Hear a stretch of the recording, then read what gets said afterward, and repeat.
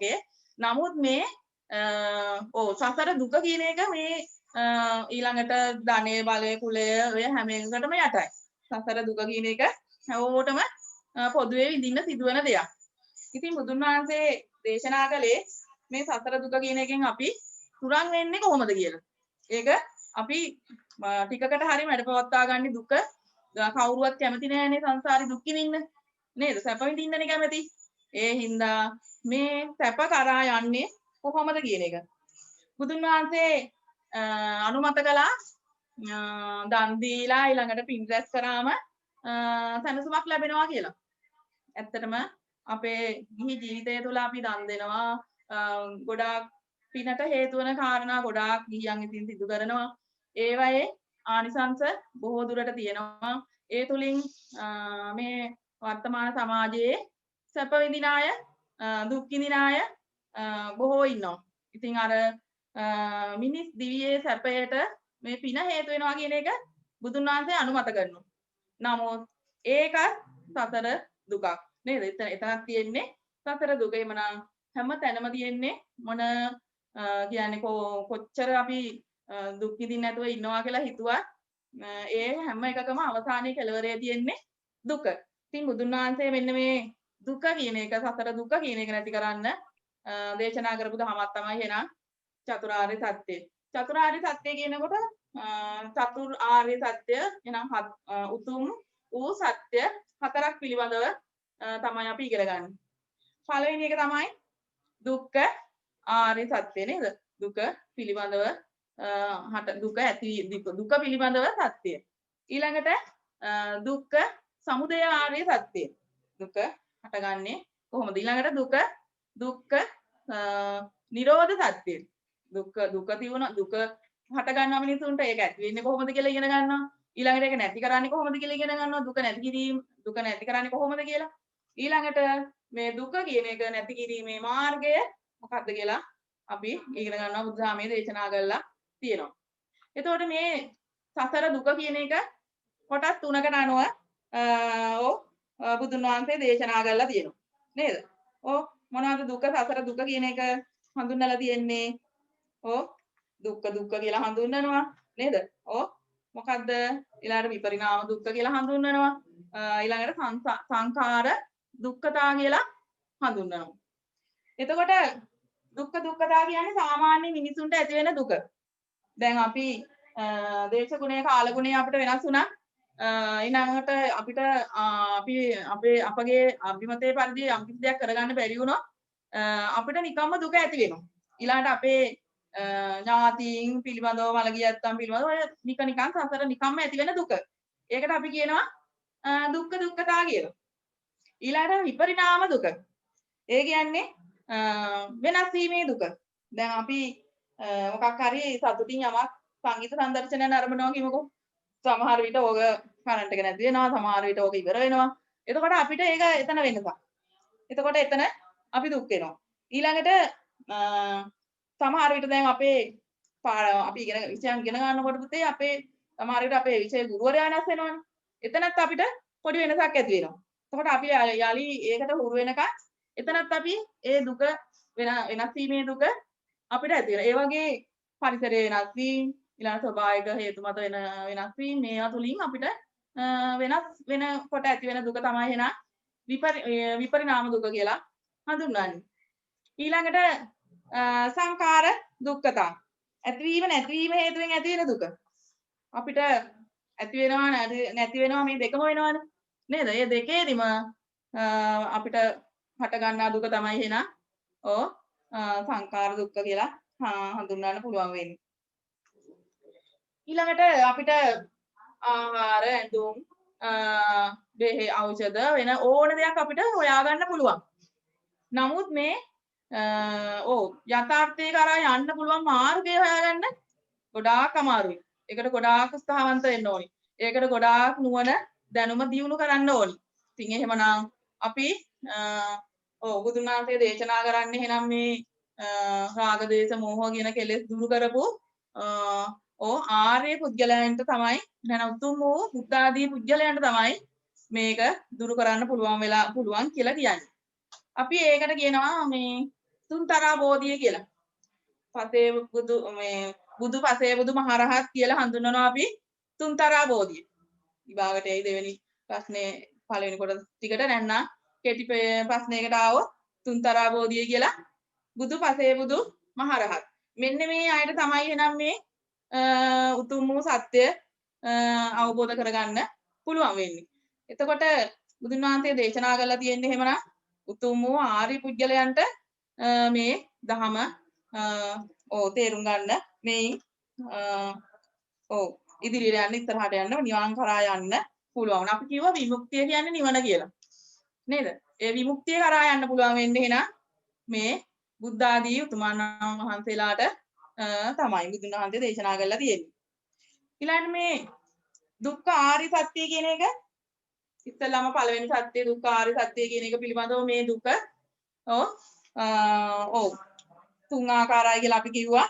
ඊළඟට දුක්ඛ සමුදය ආර්ය සත්‍ය දුක ඇතිවීමේ සත්‍ය දුක උපදින්නේ කොහොමද කියන එක. එතකොට ඒකේ සමුදය ඒක ඇති වෙන ආකාරය. ඒකට ප්‍රධාන හේතුව වෙන්නේ තණ්හාව. එතකොට අපි මේකට ත්‍රිවිධ තණ්හා කියලා අපි ඉගෙනගෙන තියෙනවා. නේද? මොනවද ඒ ත්‍රිවිධ තණ්හා?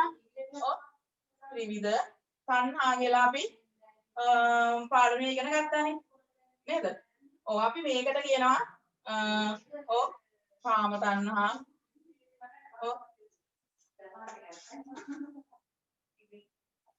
භව තණ්හා විභව තණ්හා.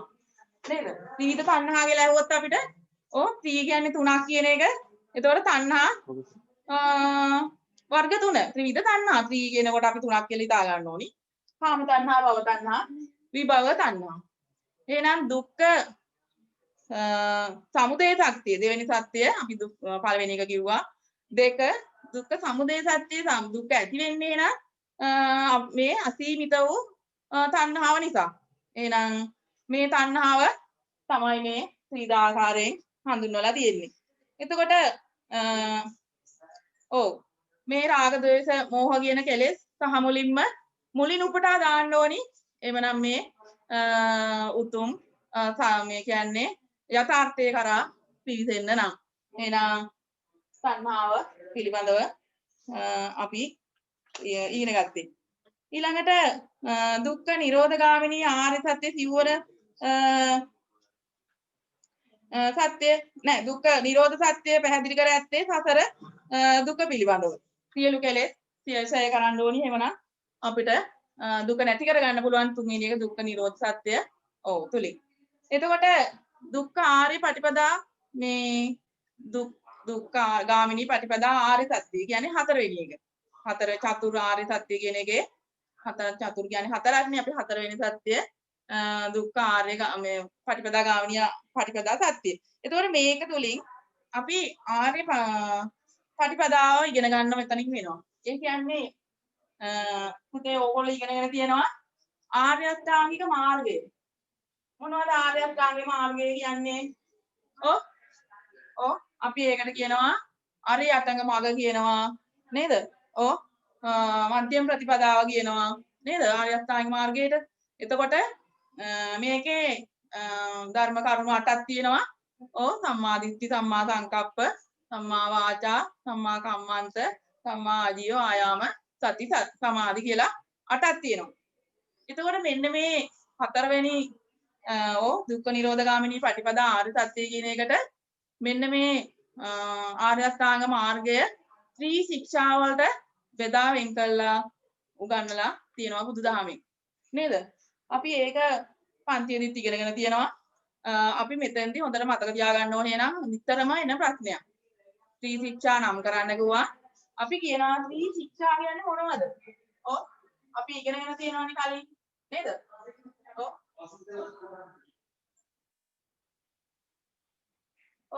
මොනවද මේ ශික්ෂා කියලා අපි හඳුන්වන්නේ? සීල සමාධි ප්‍රඥා නේද? සීල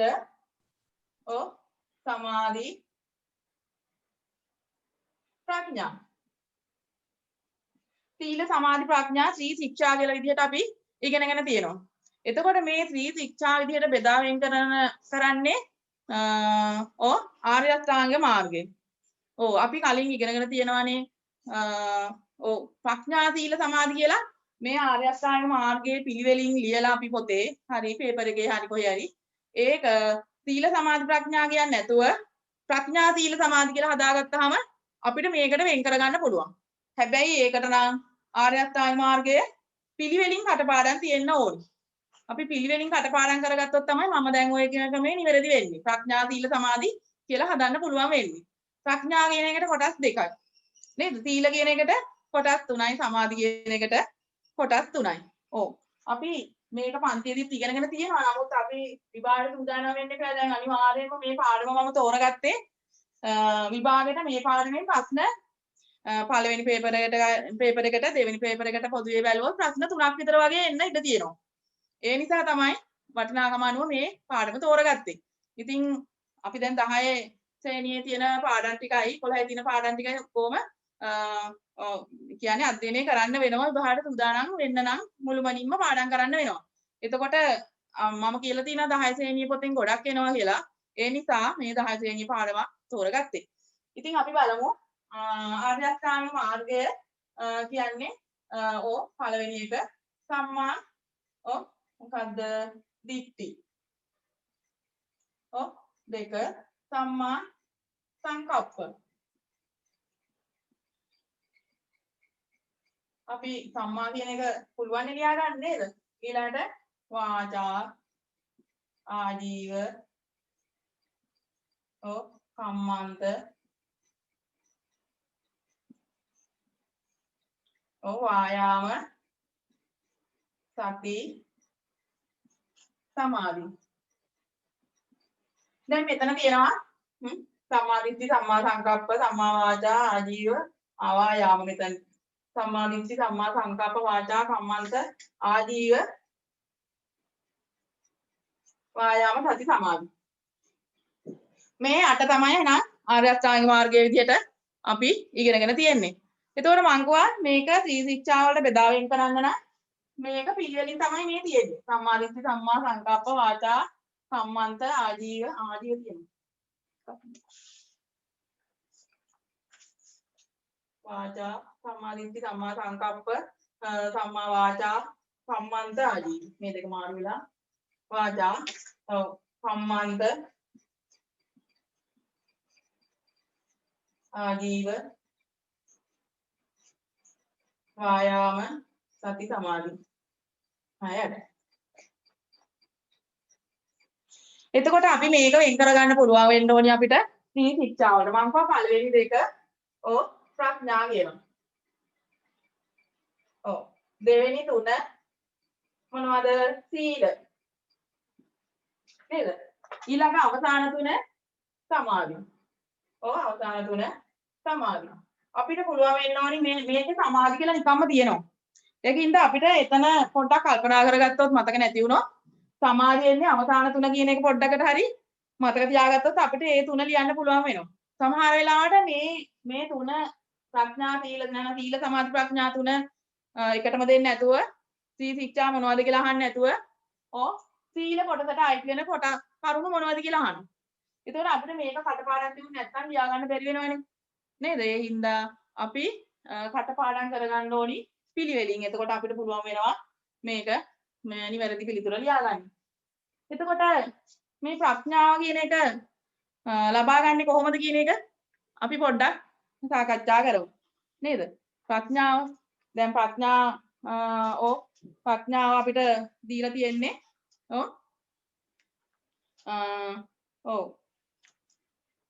මේ පාඩම වැදගත් වෙන්නේ මේක බුදුරජාණන් වහන්සේගේ පළවෙනි ධර්මදේශනය තුලින් දේශනා කරපු ධහම. ඒ කියන්නේ ධම්සක් පැවතුම් සූත්‍රය තුළ අන්තර්ගත වෙන්නේ චතුරාර්ය සත්‍ය ධහම.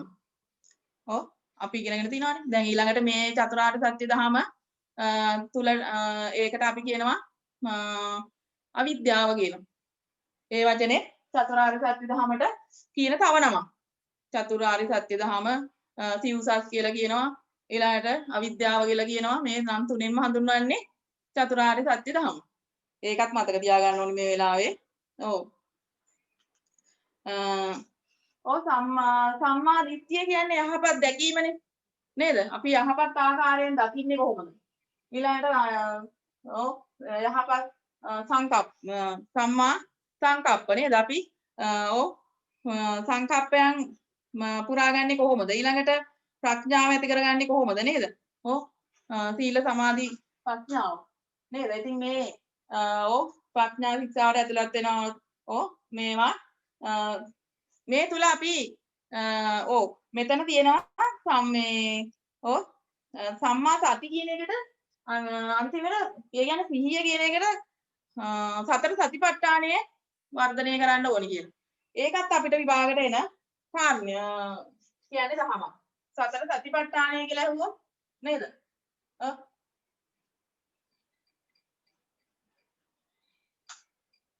සතර සතිපට්ඨාන දහම. මෙතනක් තියෙනවා හතරක්. නේද? අපිට මේක මතක තියාගන්න අපි පස්සනා කියන නම මතක තියාගත්තා අපිට පැහැදිලි ලේසි වෙනවා පහසු වෙනවා.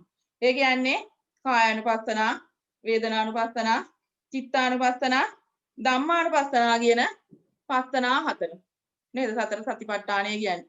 එතකොට පාඩම තුලින් අන්තර්ගත වෙන පාඩමේ අන්තර්ගත වෙන මේ කරුණු තුලින් අපිට සාරාංශ කරගත්තාම මොනවද?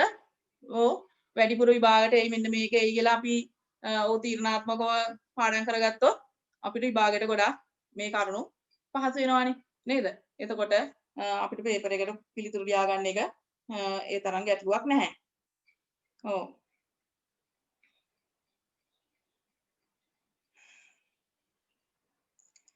ඊළඟට ඉස්සර කාලේ ಭಾರತයේ ඔව් ගිහියා විසින් අත්හල යුතු අන්ත දෙකක් ගැන උගන්වනවා.